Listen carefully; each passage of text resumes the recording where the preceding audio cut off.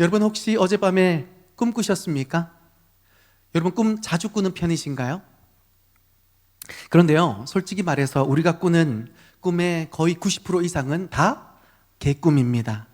진짜 어디서 시작했는지도 모르고 뒤죽박죽이고, 어떤 꿈은 되게 찝찝해서 뭔 일이 있으려나 싶은데 막상 현실에서는 아무 일도 일어나지 않는 게 꿈입니다. 그런데 여러분, 심리학적으로 보면 이 꿈이라는 게 마냥 헛된 것만은 아니래요. 꿈은 우리 내면을 비춰주는 마음의 거울 같은 거라고 합니다. 근데요, 재미있는 것은 나이에 따라서 꾸는 꿈도 다 다르다는 것 알고 계십니까? 먼저 어린이들, 특히 초등학생 친구들은 어떤 꿈을 많이 꿀까요? 괴물이 막 쫓아와요. 잡아먹으려고 막 하는 그런 꿈을 꾼답니다. 이 꿈은 새로운 환경이나 낯선 사람들 때문에 불안하기 때문에 꾼대요.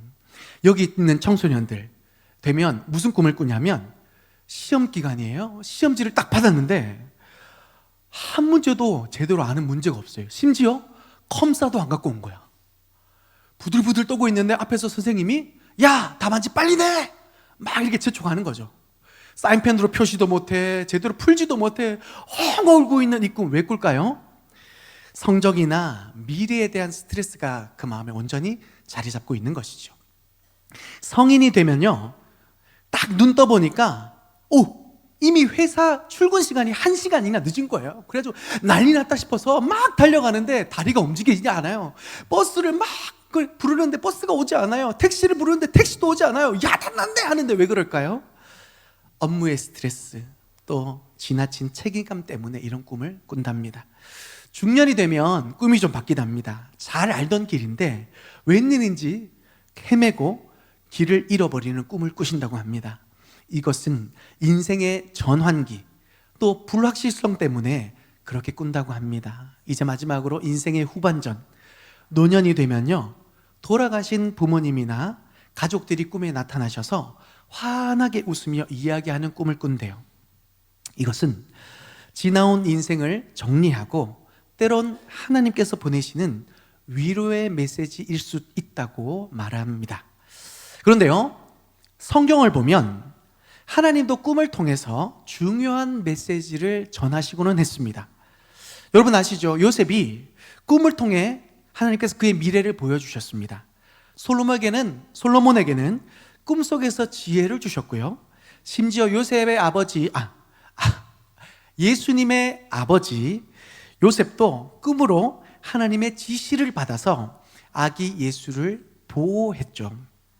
그러므로 꿈은 우리 내면의 반영일 뿐만 아니라 하나님과 우리를 연결하는 특별한 통로일 수 있습니다. 그런데 여러분 오해하실까봐 말씀드려요. 꿈은요, 특별한 어떤 상황 때문에 하나님이 역사하시는 거지, 꿈이 계시된 말씀보다 앞설 수 있을까요? 없을까요? 성경보다 앞서서 될까요? 안 될까요? 안 됩니다. 오늘 본문의 야곱은 특별한 상황 가운데 있죠. 아버지를 속이고 형을 기만하여 장자의 축복을 가로챘지만 그 대가로 모든 것을 잃고 지금 쫓겨나야만 했습니다. 익숙한 집을 떠나 무려 800km가 넘는 먼 길을 홀로 도망치고 있는 상황입니다. 그의 곁에는 아무도 없었습니다. 가족도 친구도. 오직 있는 것은 광야의 절망뿐이었던 것이죠. 얼마나 두렵고 외로웠을까요? 그날 밤 지쳐 쓰러져 잠이 들었을 때에 하나님께서 그에게 꿈으로 찾아와 주신 것입니다. 왜 하필 꿈이었을까요? 깨어 있을 때 그는 두려움과 자기 생각으로 가득 차 있었습니다. 스스로 보호하기 위해 끊임없이 계산하고 계획하며 불안을 떨쳐내려 했겠죠. 그러나 잠들었을 때만큼은 더 이상 저항할 수도 피할 수도 없는 그 상황 속에 하나님께서 전적으로 찾아오셔서 그를 향한 하나님의 사랑과 그의 계획을 영광 가운데 나타내 주신 것입니다. 여러분 기억하세요. 외롭고 두려운 그때에, 절망이라 생각되는 그때에 하나님께서 우리에게 가장 가까이 다가와 주시는 줄 믿습니다. 사랑하는 여러분, 여러분도 혹시 지금 홀로 남겨진 듯한 순간을 지나고 계십니까? 사랑하는 사람들에게서 멀어지거나 인생의 방향을 잃어버렸다고 느끼십니까? 오늘 이 말씀을 통해 하나님께서 야곱을 어떻게 만나 주셨는지를 함께 살펴보면서 지금도 우리에게 위로와 소망으로 다가오시길 원하시는 그 하나님의 마음을 느낄 수 있기를 바랍니다. 혹시 지금 여러분도 외롭고 두려운 상황이라면 오늘 이 말씀을 통해 하나님께서 어떻게 우리와 함께 하시는지, 어떻게 우리에게 소망을 전해 주시기를 원하시는지 깨달을 수 있는 복된 시간 될 수 있기를 바랍니다. 첫째로 우리가 가장 외롭다고 느끼는 그 순간이 사실은 하나님이 가장 가까이 계시는 순간임을 기억하실 수 있기를 바랍니다. 여러분, 야곱이 꿈을 꾸던 그날 밤 그의 상황이 어땠는지 다시 한번 생각해 볼까요? 야곱은 지금 철저히 고립된 상태였습니다. 누구도 그를 지켜줄 수 없었고 아무도 기댈 곳이 없는 그런 순간이었습니다. 그의 형 에서는 속이고 아버지 이삭의 축복을 훔쳤지만 결국 그로 인해 모든 것을 잃고 도망자 신세가 됐습니다. 편안했던 집을 떠나 따뜻했던 침대 대신 차가운 돌을 베고 잠을 청해야만 했던 큰 위기가 야곱에게 불어닥친 것이죠. 그리고 그의 미래는 불확실했고 죄책감과 두려움 속에서 어찌할 바를 모르며 속으로 이렇게 고백했을 겁니다. 아, 내 인생은 이제 끝났구나. 여러분, 혹시 이런 감정을 느껴보신 적 있으십니까? 생각지도 못한 실패로 마음이 바닥까지 내려갔을 때, 믿었던 사람과의 관계가 깨어지고 극도의 외로움을 느꼈을 때에, 삶이 너무 불안해서 어디로 가야 할지 모를 때, 혹시 그런 때를 경험해 보셨습니까? 그런데 여러분, 하나님은 바로 그 순간에 야곱에게 찾아오셨듯이 우리에게도 찾아오시는 줄 믿습니다. 그 꿈이 참 놀랍습니다. 12절을 보니까 꿈에 본즉 사닥다리가 땅 위에 서 있는데 그 꼭대기가 하늘에 닿았고 하나님의 사자들이 그것을 오르락 내리락 하더라. 아멘. 하나님은 왜 굳이 이 사닥다리의 모습을 보여주셨을까요? 그냥 야곱아 힘들지 내가 도와줄게 라고 말씀하셨으면 되는데 왜 굳이 사닥다리 모습을 보여주면서 천사들이 오르락 내리락 하는 이 모습 속에 하나님께서 임재하셨던 것일까요? 여러분, 답을 주기 전에 이런 생각을 한번 먼저 해볼 필요가 있습니다.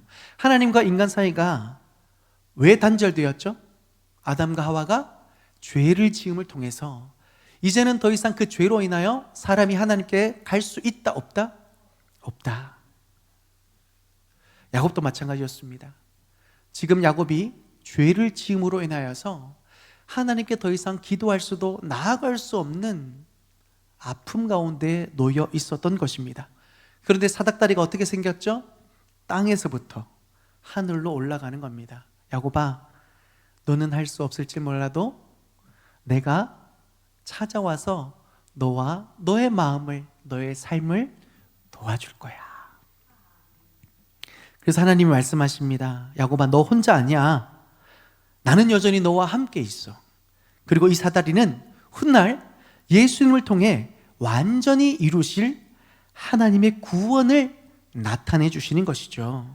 예수님께서 요한복음 1장 51절에서 이렇게 말씀하셨어요. 진실로 진실로 너희에게 이르노니 하늘이 열리고 하나님의 사자들이 인자 위에서 오르락 내리락 하는 것을 보리라. 아멘. 예수님께서 자신이 바로 그 사다리라는 것을 말씀해 주고 계신 것이죠.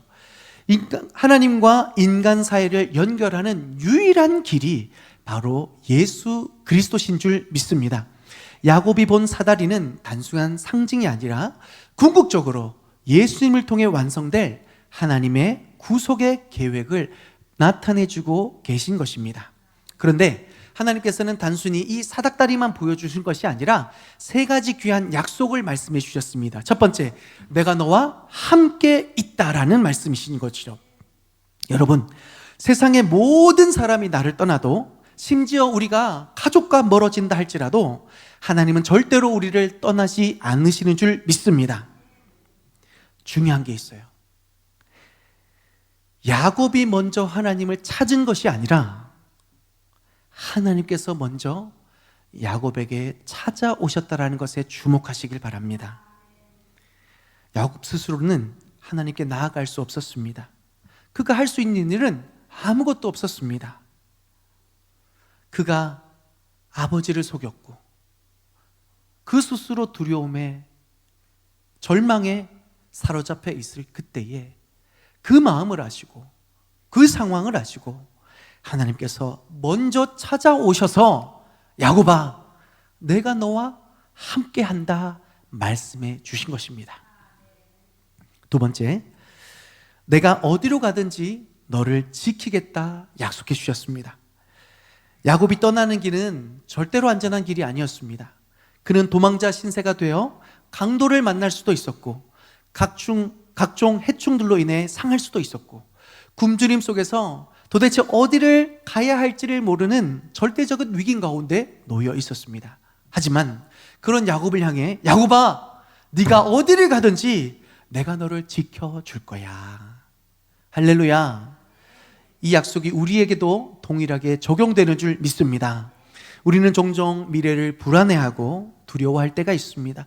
직장의 문제, 건강의 문제, 인간관계의 문제 속에서 과연 나는 안전할 수 있을까 고민하게 되죠. 하지만 우리 하나님은 오늘 분명히 말씀하십니다.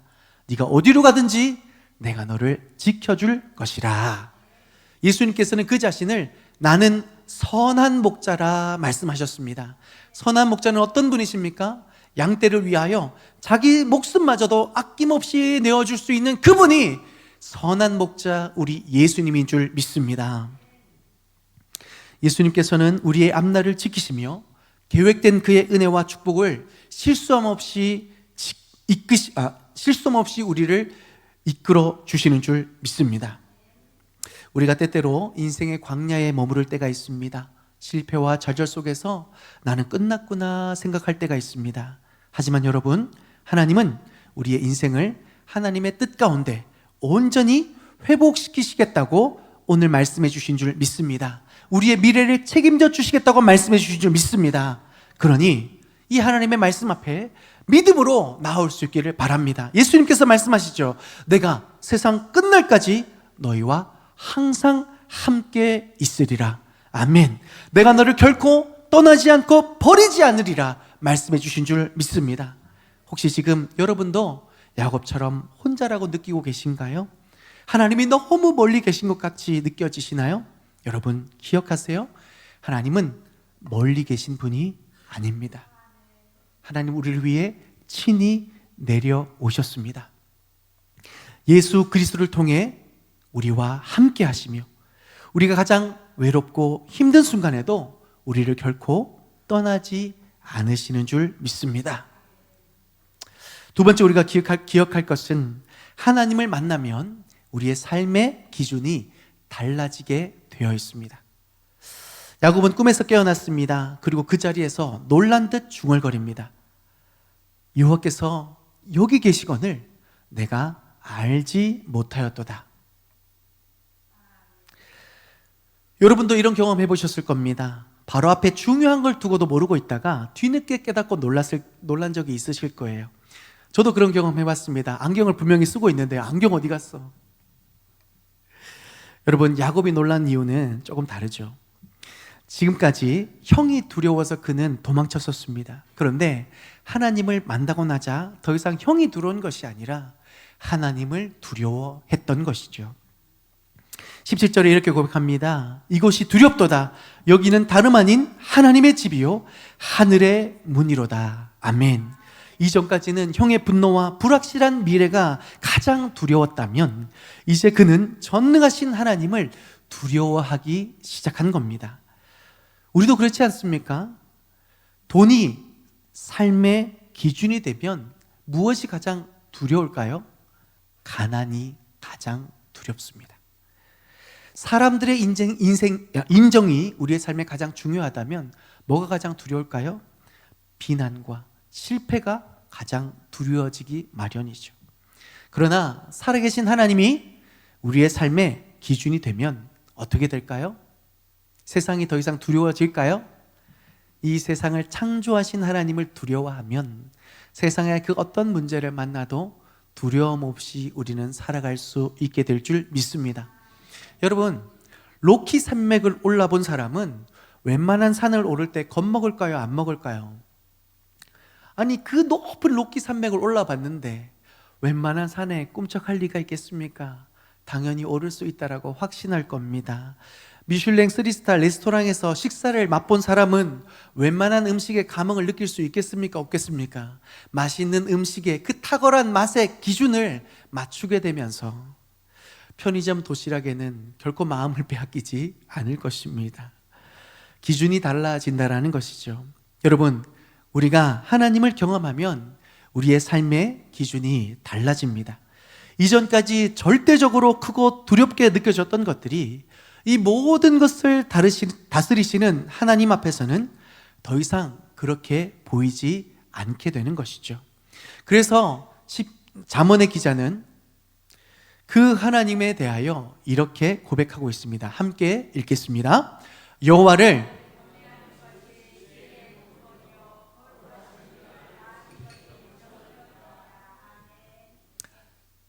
경외하는 것이 지혜의 근본이요 거룩한 일을 아는 것이 명철이니라. 무슨 말입니까? 하나님을 한번 경험하면 우리의 삶의 기준이 달라진다라는 겁니다. 하나님의 은혜보다 귀한 것이 없음을 분명히 깨닫게 되면서 우리의 삶의 모든 기준을 그 은혜에 맞추게 된다라는 겁니다. 그 은혜를 기준하여 살아가 봤더니 하나님께서 우리의 삶을 어떻게 놀랍게 인도하시는지를 깨닫게 되면서 여호와를 경외하는 것이 지혜와 명철의 근본이라고 누가 고백합니까? 누가 고백해요? 솔로몬이 고백했듯이, 이 세상의 모든 것을 다 깨닫고 알고 경험해본 솔로몬이 고백했듯이 이제는 오늘을 살아가는 우리가 이런 고백으로 하나님 앞에 놀라운 삶을 열어가실 수 있기를 바랍니다. 야곱을 보세요. 그는 어제까지와 완전히 다른 모습으로 주위를 둘러봅니다. 전날 밤만 해도 이곳은 그냥 어둡고 두려운 광야였습니다. 그런데 이제 이곳은 하나님의 임재가 머무는 자리가 되었습니다. 야곱은 자기가 베고 잤던 돌을 조용히 들어 올립니다. 그리고 그것을 땅에 단단히 세운 후 기름을 부으며 뭐라고 부릅니까? 베델, 하나님의 집이라 부릅니다. 전날까지만 해도 이 돌은 어떤 의미였습니까? 두려움과 외로움 속에서 쓰러져 베고 잤던 차가운 돌일 뿐이었습니다. 고난과 도망의 상징이었죠. 그런데 더 이상 이 돌의 모습은 의미는 다릅니다. 하나님이 인재하신 곳을 기념하는 돌입니다. 하나님을 예배하리라 결단했던 돌입니다. 바로 고난의 자리가 예배의 자리로 바뀌었음을 선포하는 은혜의 상징이 된 줄 믿습니다. 어제까지 도망자였던 야곱이 이제 예배자가 되기 시작하는 순간이었습니다. 야곱은 하나님을 만나고 그의 삶에서 처음으로 하나님이 계신 곳을 기념하고 기억하고 있는 것이죠. 야곱에게 이곳은 더 이상 도망자의 길이 아니라 하나님의 집이 되었던 것입니다. 여러분, 우리도 그렇지 않습니까? 인생에서 가장 외롭고 힘들었던 순간이 하나님을 만난 후에 가장 깊고 놀랍게 하나님을 경험한 예배했던 은혜의 고백이 되지 않았습니까? 예전에 한 성도가 이런 간증을 했습니다. 그분이 사업이 망하고 경제적 어려움 때문에 가족들과의 관계도 틀어지고 완전히 바닥으로 내려갔던 시기가 있었습니다. 하나님, 왜 저에게 이런 일이 일어나야만 합니까? 기도할 힘도 없고 교회 가는 것도 포기하고 싶었던 그때쯤에 어느 날 너무 힘든 마음에 무심코 방에서 찬양을 틀어놓았습니다. 그런데 그때 이런 가사가 들렸습니다. 세상 소망 다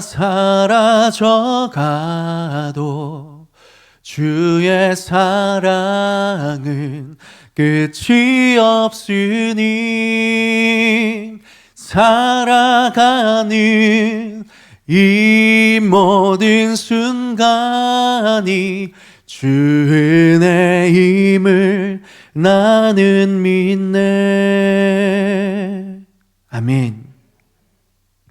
그동안 모든 것이 잘 될 때는 그냥 부르던 찬양이었는데 이렇게 바닥을 치고 보니 구구절절이 다 자기 이야기 같은 거죠. 세상 소망 다 사라져가도, 모든 것을 잃었지만 단 하나 잃어버리지 않고 분명한 사실, 하나님이 여전히 나를 붙들고 계시는구나. 세상의 소망은 사라졌지만 주님의 사랑은 변함없이 여전히 나와 함께 하시는구나. 그것을 깨닫고 난 이후에 이 성도님은 인생에서 가장 힘들었던 시기가 가장 깊이 하나님을 예배하는 시간이 되었다고 간증하셨습니다. 여러분, 야곱에게 베델이 그런 장소였듯이 우리도 고난의 자리를 예배로 바꿀 수 있는 놀라운 하나님의 은혜를 경험할 수 있기를 바랍니다. 그렇다면 여러분의 지금 삶의 기준이 무엇인지 점검해 볼 수 있어야 됩니다. 우리는 여전히 세상의 기준을 따라 살아가고 있지는 않습니까? 돈과 성공, 사람들의 인정이 가장 중요한 것이 되어 있지는 않습니까? 야곱이 하나님을 만났을 때에 그의 삶의 기준이 분명히 변화되었습니다. 형을 두려워했던 그가, 미래를 두려워했던 그가 이제는 천지를 지으신 그의 앞날을 인도하실 전능하신 하나님을 두려워하게 되었습니다. 그랬더니 고난의 자리가 예배의 자리로 되었고, 이기적이었던 그의 삶이 하나님의 인도를 구하며 그의 가족을 살려내는 믿음의 삶으로 세워지게 된 줄 믿습니다. 그렇다면 이 삶의 은혜와 축복을 우리도 누리기 위하여 우리의 삶의 기준도 바뀌어져야 되지 않겠습니까? 말씀을 정리합니다. 사랑하는 여러분, 우리 인생에 누구나 두려운 순간이 있습니다. 외롭고 막막한 순간이 찾아옵니다. 내가 아무리 애를 써도 어쩌지 못하는 그때에 우리 주님이 먼저 찾아오시는 줄 믿습니다. 선한 목자 되신 주님은 단 한순간도 우리를 놓지 않으십니다. 그 사랑과 은혜가 우리를 붙드시고 인도하여 주실 줄 믿습니다. 그러니 그 주님을 바라보십시오. 그 주님을 만나십시오. 그 주님을 신뢰하십시오. 그 주님을 만날 때에 우리 삶의 모든 문제는 해결되고 더 이상 그 문제는 문제가 아니라 은혜의 간증이 될 줄 믿습니다. 야곱을 만나주신 하나님이 오늘 우리를 만나주실 것입니다. 그러니 이제 우리의 삶의 기준을 바꾸어 볼까요? 하나님을 우리의 삶의 중심에 두십시오. 하나님이 주도하시는 인생은 결코 흔들리지 않습니다. 하나님을 경외하는 사람은 더 이상 세상을 두려워하지 않습니다. 야곱이 하나님께 삶의 기준을 맞출 때에 그 인생이 변했습니다. 우리의 삶도 그렇게 변해가야만 합니다. 겨울이 지나면 봄이 오듯이 하나님을 바라보는 우리의 마음에도 새로운 계절이 열리게 될 줄 믿습니다. 이제 시선을 돌려 주님을 바라보십시오. 주님이 함께 하시니 우리는 결코 혼자가 아닙니다.